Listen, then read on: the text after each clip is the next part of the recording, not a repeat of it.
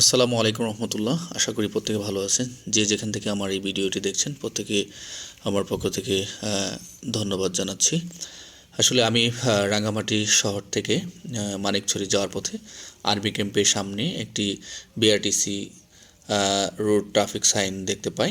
সেখানে দেখতে পাই যে যেটিতে দীর্ঘদিন গাড়ি চলাফেরা করার কারণে রাস্তার অনেক ময়লা পড়ে গিয়েছিল এবং সেই এই রোড ট্রাফিক সাইনটিতে লেখাগুলো দেখা যাচ্ছিল না।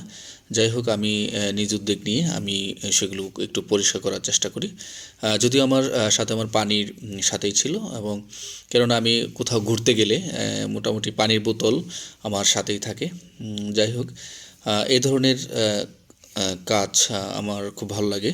আমি নিজে আমি মনে করি কোনো কাজ ছোটো করে দেখার কোনো সুযোগ নেই। প্রত্যেকে যার যার অবস্থান থেকে যদি আমরা পজিটিভ কোনো কাজ করি এবং নিজেদের পরিবর্তন করতে পারি, তাহলেই এই দেশকে পরিবর্তন করা সম্ভব। আসুন, নিজেদের অবস্থান থেকে দেশকে গড়ে তুলতে হলে অবশ্যই আমরা সকলেই সচেতন হই এবং দেশকে এগিয়ে নিয়ে যাই। আসসালামু আলাইকুম।